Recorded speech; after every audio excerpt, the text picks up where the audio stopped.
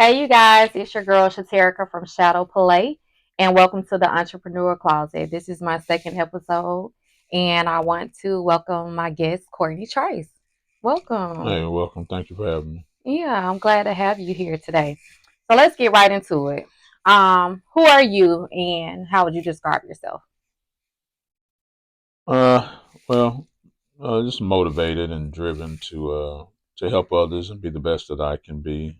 Um, Growing up here in Atlanta, I'm a graduate of Mays High School and Clark Atlanta University, and I think attending Clark and taking the class Entrepreneurship by Dr. Dennis Kimbrough is what pushed me into entrepreneurship. Oh, okay. So what type of entrepreneur are you?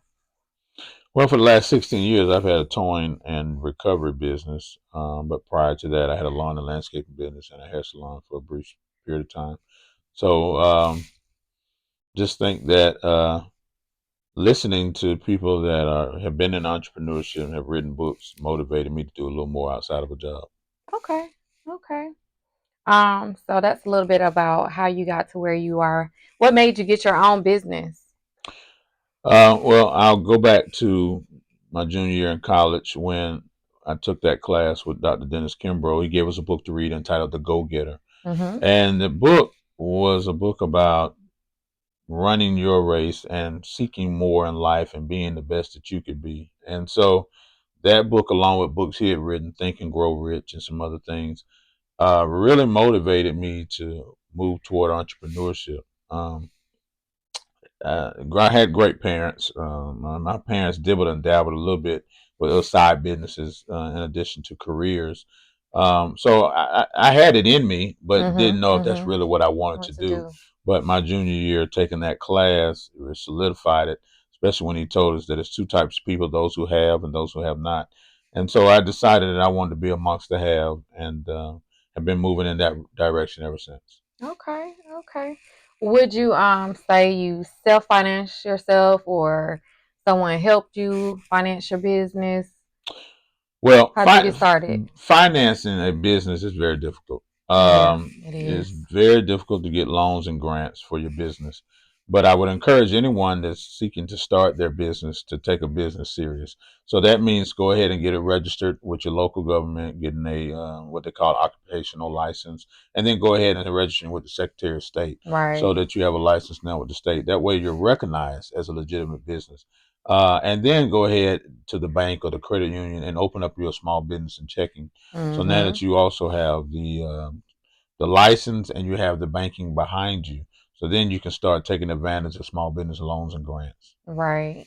And like I was speaking with my last guest about grants that are live, it's a lot of free grants out there. We just got to do our research, and a lot of us don't want to do the research, don't want to do the legwork to be successful. And it's a lot of grants out there, a lot of free money. You just gotta, research it and get into it, and along with loans, like you said, businesses, they take you seriously once they see that you do have the credentials to be in business. So I do agree with you a thousand Absolutely. percent for that. Um, what would you say have been some of your obstacles as an entrepreneur that you didn't anticipate having? Well, you'll always have obstacles, and Mm-hmm. you have to prepare for obstacles. Mm-hmm. They're unavoidable in most cases. So, and a lot of the obstacles outside of financing is also help. Mm-hmm. It's hard to receive help. It's hard to get help. It's hard to employ people. It's hard to get partners. So what you want to do is when you're starting a business, seek one or two people, whether it's inside your circle or outside your circle, that are like-minded, and you'll know if they're like-minded based on what they do from day to day. So you'll want to select those people to be a part of what you have going to see if y'all can come to some type of agreement where they can either work with you or work for you. Either one of those is what you'll need because if you don't have anybody working with you or for you, then basically you own your own job. So you definitely want to try to steer away from owning your own job and owning a business. A business Mm-hmm. can make money when you're not running it. And Right. most of us have a hard time running a business because we are the business, including Mm-hmm. myself. Mm-hmm. So that's always been the biggest challenge from year to year and day to day. Not having to run everything by By yourself. yourself. Yeah, Yeah, that's me all day. It's hard, but you got to do what you got to do if you want it to be successful, I feel.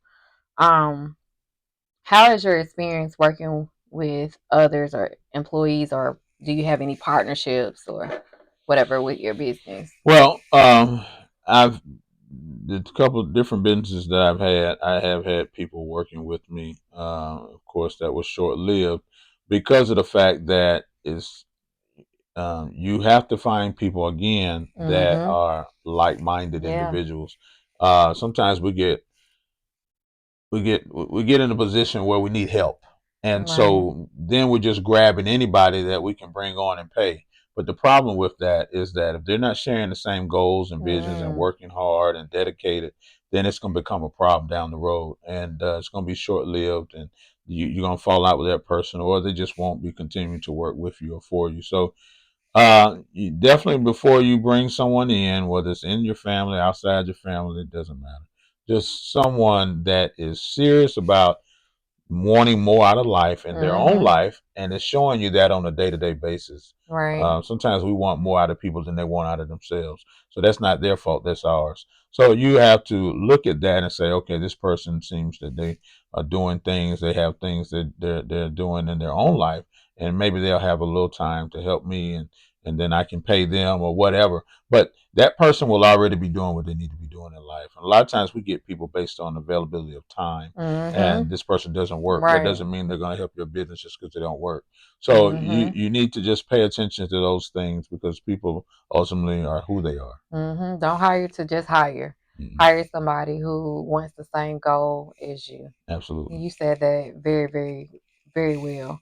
What has motivated you along your journey to not just give up? Because I say that because it's plenty of times with my business, I've wanted to give up, and when I feel like it hasn't grown to the potential that I think it has or should have grown in the amount of years that I've and effort that I've put towards it.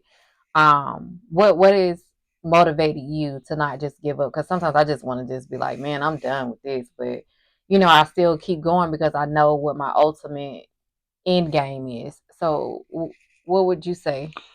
Well, the thing is, fear helps us give up, and you have to ask God to remove the spirit of fear, and then you have to take a step back. If it's not growing the way you want it to, take a step back, look around for other people that are doing what you're doing, providing a service or line that you're providing, and see what they're doing different.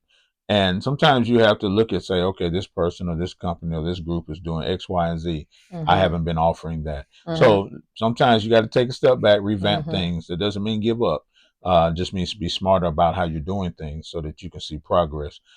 Success isn't a dollar amount. Depending on what you're doing, success is getting your name out there. Success is helping others and achieving different goals. So I would encourage anyone to continue to keep a job, Mhm. Mhm. because if all you got is your business and it's not making the income, then you got to do something different.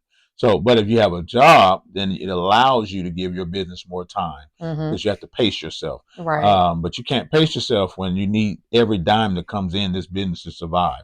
So what you have to do is get your job and continue to maintain that job so it can maintain bills at the house and other different needs. That way you can continue to grow your business slowly. Because once you grow it slowly, then it'll sustain. Right. So it's all about sustainability when you're running a business. Right.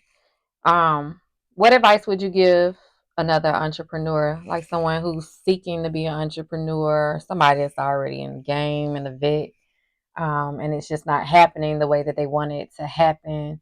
Some that are thinking about, wanting to be an entrepreneur, looking at others, maybe their parents or their aunts or uncles. What advice would you give the next entrepreneur?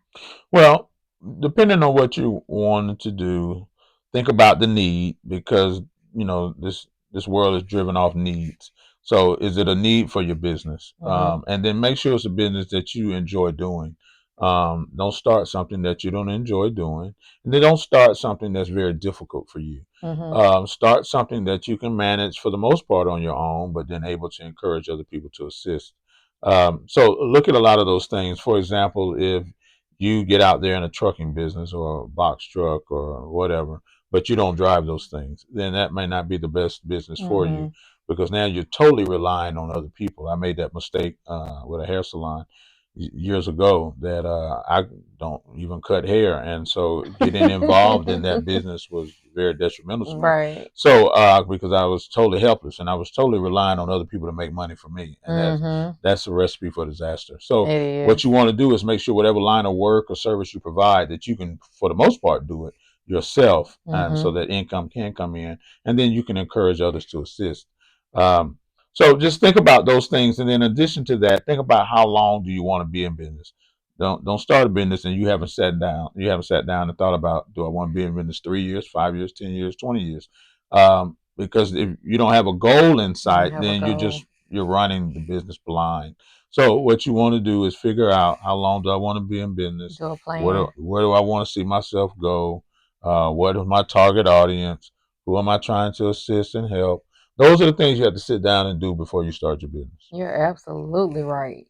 Um, can't be the blind leading the blind. Like No. you gotta know what it is that you want to do. And I recommend doing like a business plan. Um, of your goals, and it can start at a year goal, then 3 year, 5 year, 10 year, and so forth. That's what I recommend. Um, where do you see yourself? Speaking of years, where do you see yourself in your business in the next 10 years? Well, hopefully in the next 5 to 10 years, I'm able to continue to assist and help others. I don't have a dollar amount in mind, because success doesn't equate dollars. Success means how many lives and people you've helped.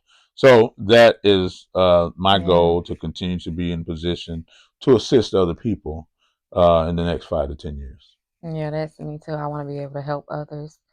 Um, how do you feel about family and business? Like being in business with family members or working with family. Do you feel like it's not always a good idea to be in business with family, or because a lot of people go in business with their, siblings or aunts, uncles, parents, or the parents have left the business to the children, um, you know, to run the business. How do you feel about that?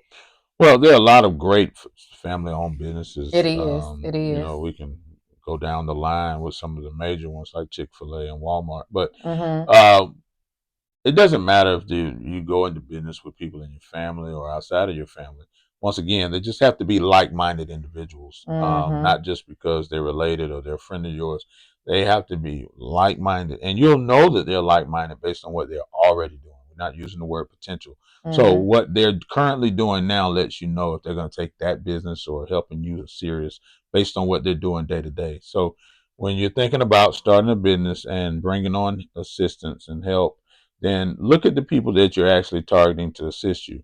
Because just because you know them or just because they're related and they're not working, that doesn't mean that they'll be a great assistant or great help with you.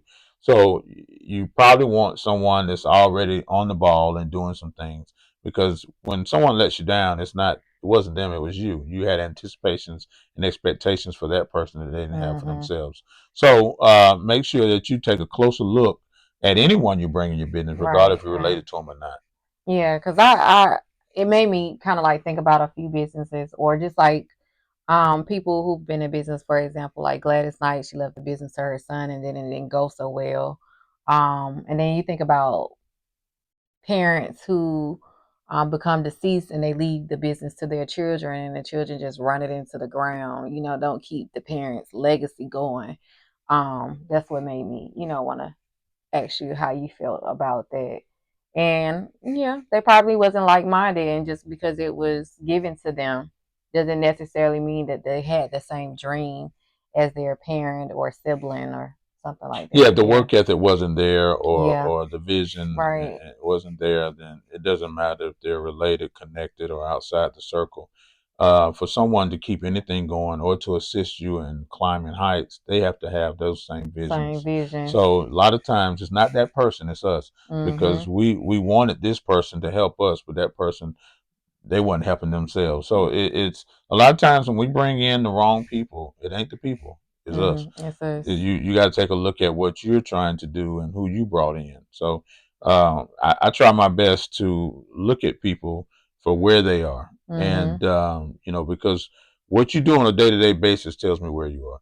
And if you're not doing much with your time, then that lets me know where you are. Mhm. So if I bring you into a business and you're not doing much with your time on a day to day basis, that's my fault, not yours. Mhm. I had no business doing that. Doing it. You're right. You're right, y'all. He is spitting them gems. And speaking of gems, what is a free gem that you would give another future entrepreneur? Well, I think that to get started in a business, you want to first of all make sure it's a need and not just something you want to do. Right. Look around and see what's in demand nowadays. This world is ever growing, so check and see what's in demand and what you can provide. Make sure it's something you enjoy, Mhm. because if you don't really enjoy it, then you're not going to be successful at it, and Not. you're not going to keep it going. Not. So make sure it's something that you enjoy. Make sure there's a need for it and a market. Then check and see what your target audience is. Who are you trying to target? And then be smart about how you move around. Like keep a job. If you don't have a job already, you might want to seek employment and then work on starting your own business while you're working for another company. And then also getting, like we talked about earlier, taking your business serious. Go ahead. If you say you're going to do it, go ahead and get licensed with the Mhm. local government and then with the state. And then Secretary of go State. ahead and Yep. open up you a business checking or business savings with a bank or a credit union.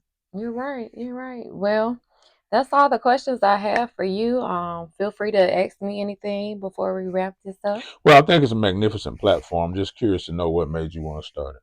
I just want to be able to help others. Just outside of my business, with my business Shadow Play, I want to be able to minister through my makeup, my artwork. So I guess that same applies as far as entrepreneurship. This podcast is geared towards entrepreneurs, helping those. I don't want it to be a gatekeeper of knowledge. I'm learning as I go as an entrepreneur. Every day is a learning process. So I want to be able to have guests that are established, and have been doing it for a while, to be able to share their experiences, some of their obstacles, some of the things that they have been faced with that no one taught them, and they learned on their own, and things that they have learned being in business. So I want to just be able to have those guests, offer free gems to those who are inspiring to be entrepreneurs, those who are already entrepreneurs, have been in the game for a while and are just at a standstill and want to know what to do to be able to be more successful, to get out of that rut. And I just don't want to charge for free knowledge. I feel like it should be free. So that's the whole purpose of having this entrepreneurial podcast that I've created. And so that's my whole goal. Hmm. Absolutely. Sounds good. Fantastic. So I just want to thank you for taking the time out of your busy schedule, y'all. When I say this man is busy, he works. I call him a little Hebrew because he works so many jobs and he has his business and he's never stopping.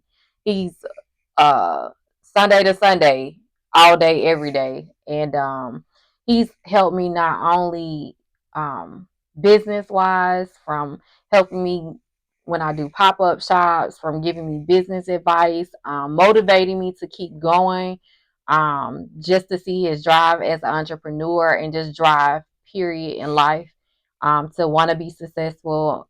I just thought, why not have him on my show? So I just want to thank you again for taking the time out of your time today to do this You're, episode. thank you. You're more than welcome. And thank you.